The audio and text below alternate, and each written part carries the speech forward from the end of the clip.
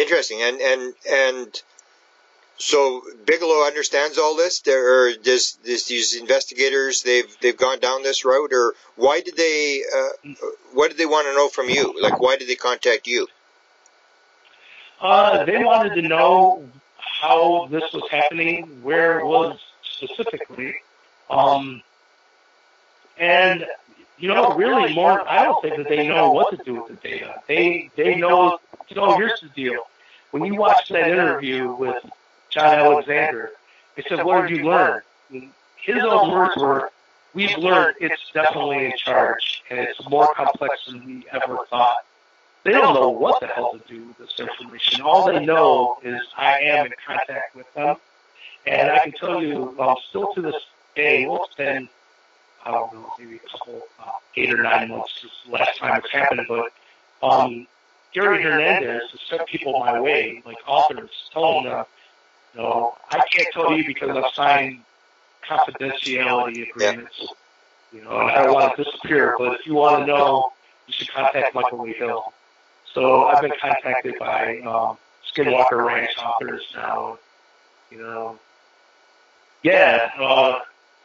Did I'll tell you one thing.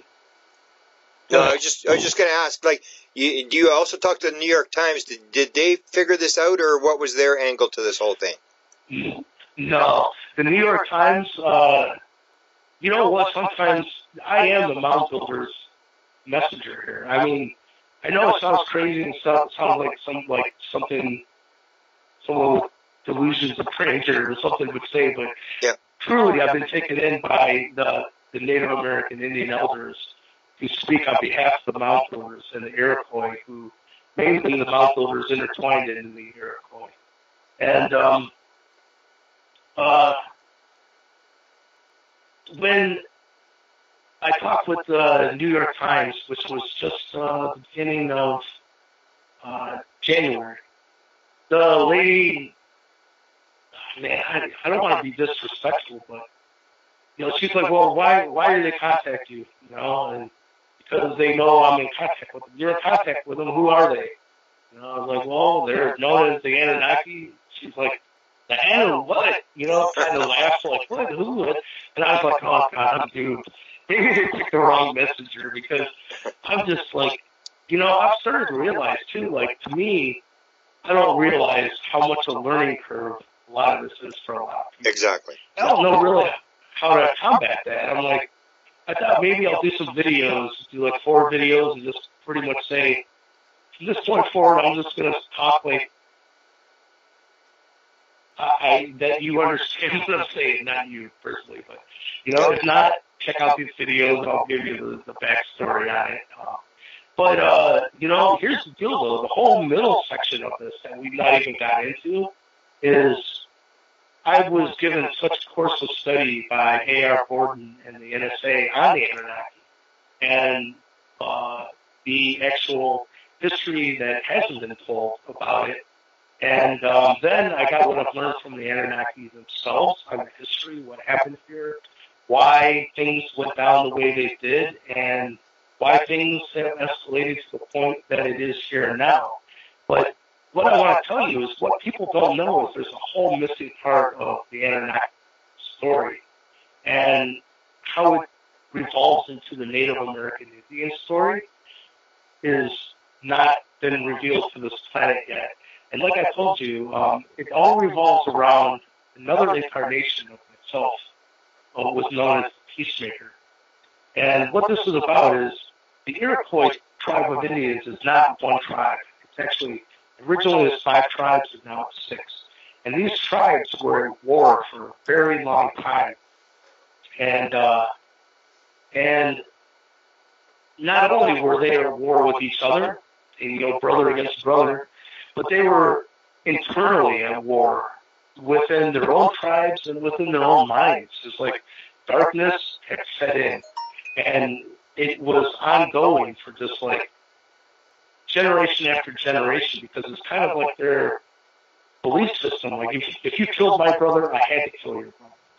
So they had the tribes were getting so decimated that one of the Mohawk warriors, whose name is Hiawatha.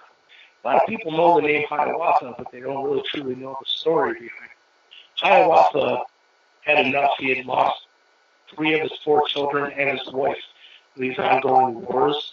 And the problem was they were trying to make a union, and there was one chief who, I can tell you, in the story of the Peacemaker, is presented as a hideous male evil shaman who had snakes coming out of his hair. And truly that is a total flip of the script, because that's not, it was a female, and she's beautiful, and she was known as White Buffalo Calf Woman. And truly, you know, when you really understand the story of the Peacemaker, it was the Iroquois tribes who were at war with one another. She was just like, how about I see what you're about? I don't want no part of it, and you keep the hell away from me, you know?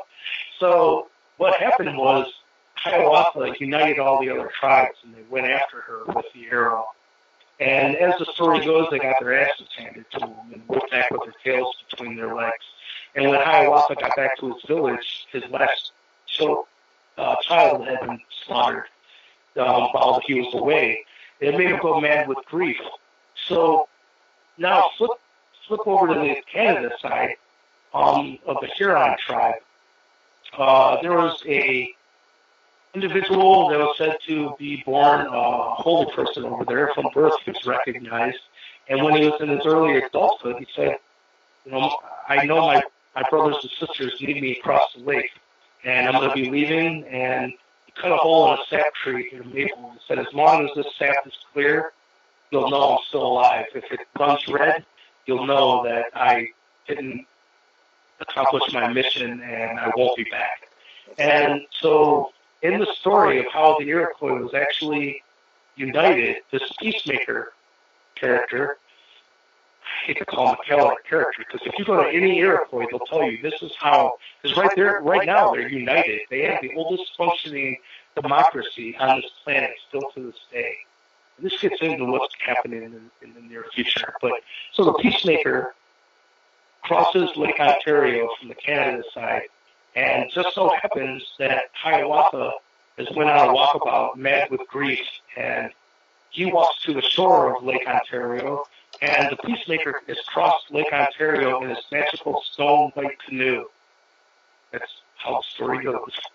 And when he reaches the shore, he somehow is able to show Hiawatha that we're not these bodies alone, and heals his heart and shows him that he'll be reunited with his family. And he tells them about this great law of peace, it was called. And Hiawatha was so blown away with what he learned about this Peacemaker, his great law of peace, and how it calmed his own soul. He said, will you help unite the other tribes? So sure enough, he ends up it wasn't easy, because you imagine, after the first time they got their butts kicked, reunited again to go after this shaman again. But here's the deal, at this point, it was said that this evil male shaman with snakes coming out of his hair lived apart from his people and lived in no man's land. It was treacherous to even approach there, and lived in a land of swamps and alligators and snakes and spiders. And well, right away in the Peacemaker story, I'm like, that ain't around the Great Lakes. Where the hell is that? You know, what you find out is the actual Seneca Iroquois bloodline split, came to Florida, and became the Seminole. And the Erie Montauk, which is my father's side, interesting because you know who that is, and you know Eric and Robbie Robertson is also part of that same bloodline. And Robbie Robertson just released a new book called The Peacemaker, and in it is a brand new song called The Peacemaker. But so that's where the story stands. There's some really, you know, first of all, the chief who was not going along with the program was spun into an evil male, or truly it was a female, and then moved away from the people. It was never told where she moved. So now, fast forward to now, that's why I'm in Florida. history truly repeats itself. That the peacemaker went to this chief, and it was the purity of the song that made him, her, whatever you want to call it, come out and listen to what he had to say. That his song was so pure. I think frequency, right? Yeah. But as the story goes, she came out, and during him talking to her, and he had brought the other chiefs of the Iroquois, there was a total eclipse. There was a darkening of the sun. And as they were having this meeting, the sun disappeared from the sky. And that united everyone. And the peacemaker said, listen, we're not here to take you over. We know you've done some great things for your people. And that, matter of fact, you know, the Iroquois have what's called a longhouse, and there's a fire in the middle of it. 50 families would be under the same roof. And in the middle was a fire that was never allowed to go out. It said, you'll be put over in charge of our sacred fire and be granted eagle. Eagle status to a Native American Indian is kind of like obtaining Christ consciousness in our vernacular. Yeah. You know, the eagle is the only bird that flies above the storm and doesn't seek shelter below it. So now I'm going to tell you what I just found out, because I knew something was up anyhow between Florida and the East Lake area, which is home base for the mound builders, which is going to be revealed here soon. Busy working on that. By the way, I got a call because I tracked down the mound builders to my old hometown, and it worked out of East Lake, Ohio. And that the oldest road in Ohio is called Lost Nation. Hello, ding, ding, ding. I never even thought about it growing up what that meant, but when you can check this out for yourself. Just go to Google Maps, type in Lost Nation, Ohio. Take that road until it dead ends at Lake Erie. So you can either go left or right. If you go left, you're within 1 mile of the first mound builder site. It had walls that were 660 feet long, a large pyramid in the middle of it. But if you take a right, it's written in the actual street names of East Lake, Ohio, of what happened to the Lost Nation. The first road you come to is Tioga. What you find out is Tioga means entry place, peaceful valley in Iroquois language. Then the next road that you pass is Cherokee, and then it's Iroquois. And then the next street name is the only street name there that has 2 different tribes on one street. That if you go this way, it's Seminole. You go this way, it's Seneca. That's where that bloodline split, and the one chief went and lived apart from the people. It's never been said that it's Florida. But now, come full circle, right before I left from Florida, I got a call from Chief Yahweh, we'll call him. And he said, Michael, I know you're going into Florida, and I want to discuss why this is happening again. He said, the peacemaker went to Florida to bring I don't know if you know this, but Florida has fresh spring water aquifers all underneath of it. Yep. And he said the peacemaker went to bring fresh water to his mother in Florida, White Buffalo calf liver. And he said that he traveled all the way to the bottom. He said, actually, you can only, can't go no further. You got to take exit 1, at the bottom of Florida to go to the spring. And he said he was taken there by a couple Iroquois elders. And he said what blew his mind is he was told this was the very first freshwater spring that Ea, the peacemaker, brought up from deep under the ground to bring fresh water to his mother. He said, this is the fabled fountain of youth. He said, all the water on the surface, scientists now are finding out that water has memory. Yep. And so imagine that you're bringing up water that is I don't want to use the word contaminated, Yeah. but it doesn't have any human thought forms attached to it. It's pure divine water from hundreds of feet below, from deep in the earth. And he said that this is the fabled fountain of youth. He said it almost had a holographic opening, like around the spring, that unless you were taken back there, you would not think that there was a path. All of a sudden, he said, it was like, oh my God, there's more. He said what really blew his mind is they were only about 50 feet away from the ocean. And he just thought it was odd to have this fresh spring water, But big long story short there, that's a part of this peacemaker story and how it connects to the Anunnaki. Because, in the Anunnaki story, when you go back to Zechariah Sitchin and everything, it's pretty much everything holds up until the flood. Then all of a sudden, Inky just disappears. It's like, well, what the hell happened to Inky? Yeah. This is what people are going to find out, is to prove his brother wrong, that humanity was much more than just slave labor. He walked a mile in her moccasins, and so to speak, and I became human and lived physical incarnations. But here's the deal. I can tell you, when I met the Anunnaki in 2008, they had no idea who I was. It wasn't until they brought out this wand. It had like a purple diode at the end of it. Because what happened is, he said, we need to know what you know. We heard you've been filming us over Lake Erie. And he said, this won't hurt, but we're going to see what you know. And he took out this wand, and I could feel it stimulating my third eye. And from what I hear, they can go through your Akashic records and see exactly who you are. Yeah. That's when everything changed. And this person in front of me, instead of like, there was death threats and stuff coming out before, it was like he was definitely in his bad cop role. But for some reason, when he found out who I really was, he became very submissive. I thought it was like, well, there's a change of attitude, And he's like, well, there's going to be another celestial. He said, now that you're here, we've been waiting for you to surface. You don't know how it is that you're here. It's pretty much a miracle. But if it's okay with you, we'd like to have a council meeting. I was like, what the hell are you even talking about? A minute ago, death threats are coming out against me and Boyd Bushman. By the way, you know who Boyd Bushman is, right? Lockheed Martin. Yeah. And people said it was a Halloween doll or whatever. I can tell you that's bullshit.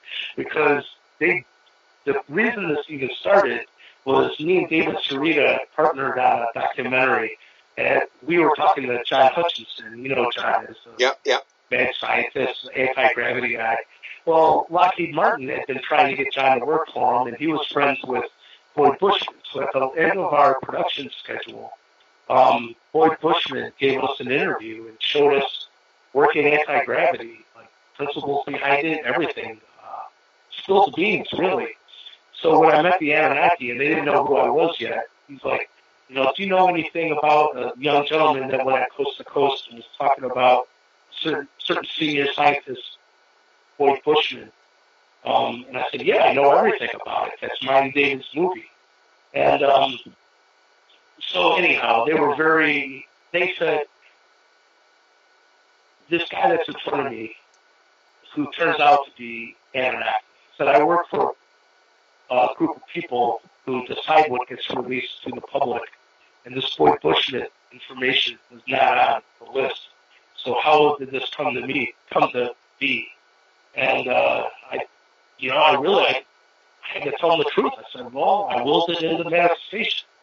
I think it's bullshit that, that this was being kept from mankind, and it's holding humanity back. And I am doing everything in my power to let the world know we're not alone. Because to me, that's the only chance we have in this world, is everyone take a big freaking time out to rethink everything you thought you knew, because evidently we were all, well, me and you aren't wrong, or our group of people, but most people are going to have a long, hard think of, wow, why didn't we see this? But anyhow, well, do you think the government's going to come forward with this, or what do you think is going to happen? Is that your job? I think, well, it is. That's because all of it has to, all the pieces have to be in place, because here's what I was going to tell you, is when you start to understand that, as the Templars, right, who brought the bloodline, if you want to look at it that way. This gets so weird, too, because I am the least religious person that there is, but these things get so biblical. But the lost tribe of Israel, the Holy Grail bloodline, and I can tell you, they symbolize it by the floral de lis.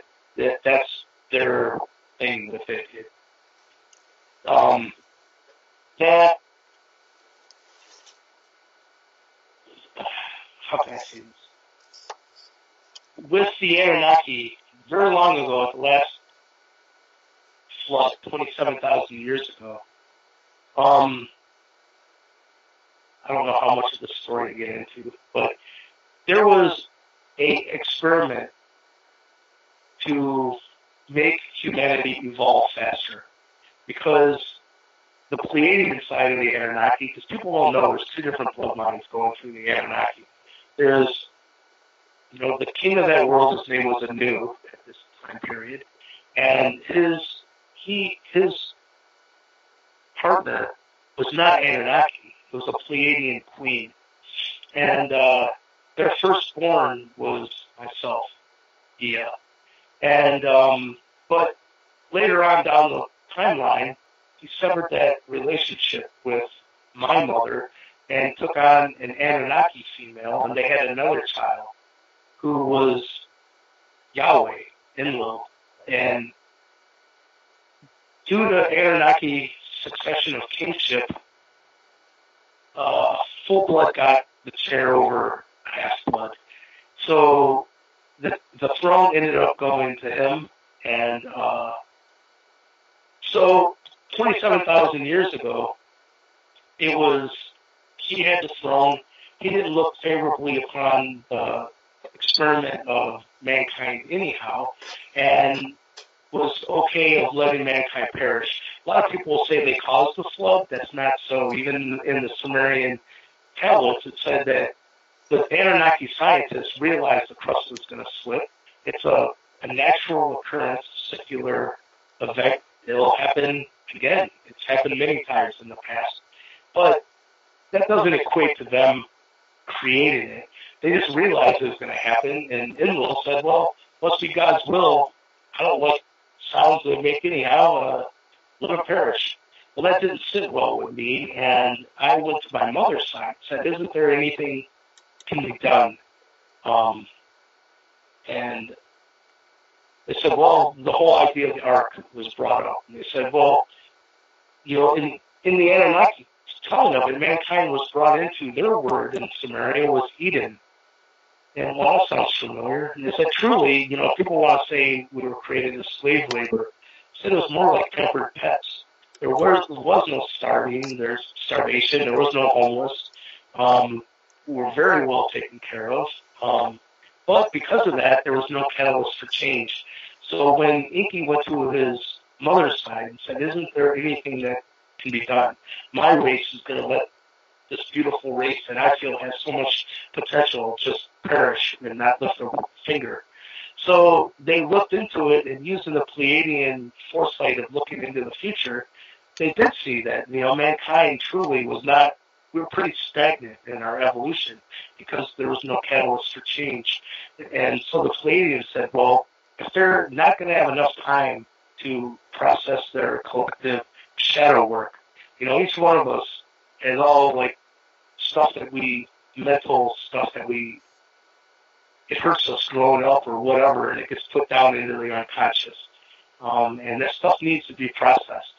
And when they said, what we don't understand is the Earth's magnetic field acts as like training wheels for human consciousness, meaning that when you take in the idea of thoughts create reality, there's a time lag between the thought and the manifestation of thought. And the bigger the magnetic field of the Earth, the more of a time lag there is. And between the thought and the manifestation of thought, there has to be an energetic handshake. Like they have to be, so in other words, say one day you go, that Joe's an idiot. I hope he dies. Then the next day you go, I think I mistook that. Joe's not such a bad guy. And then say in that time period it takes 2 days for the thought to manifest. When it comes time, you won't have a handshake, so it won't manifest. But as the Earth's magnetic field is declining more and more and more, your time lag between thought and manifestation is also closing. So you have less time to change your mind.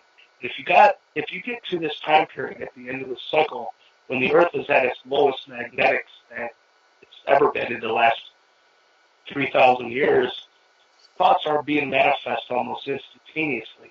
So if you still have a lot of shadow work that hasn't been transmuted, because what we need to understand is thoughts have an electromagnetic reality, energy. And even our scientists will tell us that energy can't be created or destroyed. It needs to be transmuted. So if lower thought forms of fear and doubt and stuff have lower frequency, lower energy, how do you transmute a negative thought form? Well, you live it, And then if you could choose love over fear, you'll transmute those energies. But what they see in the Pleiadians is mankind, if you evolve technologically but don't evolve spiritually, you'll just blow yourself up and self-implode.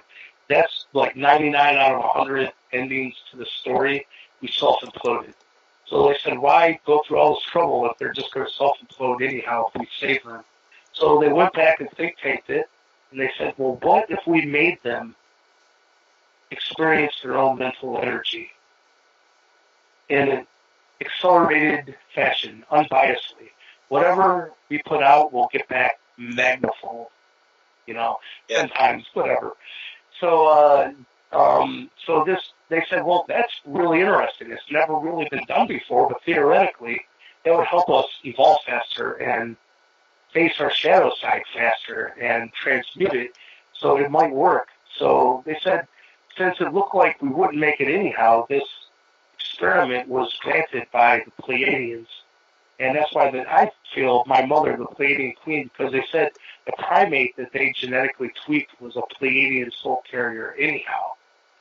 Without Anunnaki coming here and genetically tweaking it, everything goes through these life phases. It didn't mean we wouldn't be evolved to be great light beings anyhow. But anyhow, so this experiment is put into place to make humanity experience its own mental energy in accelerated fashion.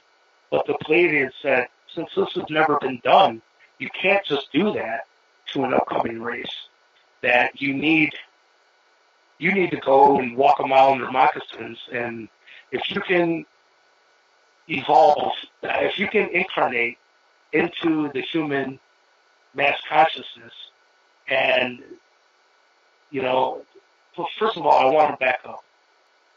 If you imagine that if you were this extraterrestrial race that had created this experiment to accelerate human conscious evolution, you probably want some kind of council that was looking to see how the experiment's going, to see how much transmutation is going, and that's where the council comes from, the 7 Lords of Light, 7 Lords of Darkness. And it said that the 7 Lords of Darkness report back to Yahweh, almost like dangling carrots in front of people, see if they can get you to give your energy, your I am, your sovereignty away to illusionary outside sources. And if you do, you're screwed because, well, like I said, at this ceremony I was brought to, and there was a gentleman pulling 6 buffalo skulls behind himself. They were tied to each other like a train, and then these straps went into his back, and the flesh off of his back was just pulling. Because once they rip themselves free, that's when they're, I don't know what to call it. But as this guy, that's when they'll receive some kind of message, God or something. Yeah. They're told it's all bullshit, by the way. But as this gentleman is in front of me pulling these buffalo skulls, Yahweh looks at me and he says, Michael, there's a million ways to pull those buffalo skulls behind oneself. There's a million ways to give your energy away to outside sources. That's only one. And that was another really deep spiritual learning for me, because it really made me start looking into my life in ways I was giving my energy away to outside sources. Even the Dalai Lama, he said, don't let the behavior of others affect your own inner peace. Kind of like the same thing. Like, there's a million ways to give your energy away to hallucinatory outside sources. So at this point, the Pleiadian said, you have to incarnate and become human and have memory blocks, because you can't go in as you are and represent mankind before this council. That's the point, Become human yourself. Like I said, they didn't even know who I was until I let them use the voice on me. That's when it became clear to them that who I was. So that tells me, once we incarnate in here, no one knows who's who. No one gets a free ride. Everyone gets put through the machinery. Yeah. And so at this point, Inky's side, since there's a lot more to that story, it's actually a very fascinating story, because when he was told to remove the fish from the oceans by his brother, he didn't listen. And that's in their culture, you can lose your head. You know what I mean? Yeah. Disobeying a direct order from the king. And instead, that's when he went to his mother's side and devised this whole plan to save humanity. And so, since he'd already went against his own race to help humanity, the idea of incarnating here to steer the experiment from under the radar, so to speak, was, we'll do that. What happened is they said that the Anunnaki first tried to incarnate into the Homo sapien meat suit. There wasn't enough cellular capacity level. There was not enough cellular capacitance to hold that level of energy, and that they would spontaneously combust, burst into flames. So then they had to rethink it again, but surprise, that's where the increase of creatine kinase comes in. That, like I said, your blood anomaly is an indicator of the Nephilim bloodline, is what the Anunnaki told me. And specifically for that is to make an offshoot of the human genome that has more chi available. And just a pool of it. Just because you got more chi doesn't mean you know what to do with it. I sure so didn't until, recently, but it's there. Yeah. So that was the creation of the Nephilim anyhow, was for the Anunnaki to incarnate into this, to try to help steer the experiment, but because they came in and truly earned the right to be human by becoming human, having memory blocks installed, not being able to access, any higher than any other normal human. If one person can do it, anyone can do it. And that's what happened at this ceremony, as I was brought before this council. And it was tricky, really freaking tricky. They almost tricked me in, and I don't even know we wouldn't be in a good place right now. But matter of fact, I don't want to get into too much of what happened, but afterwards, once, it was actually a grandmother's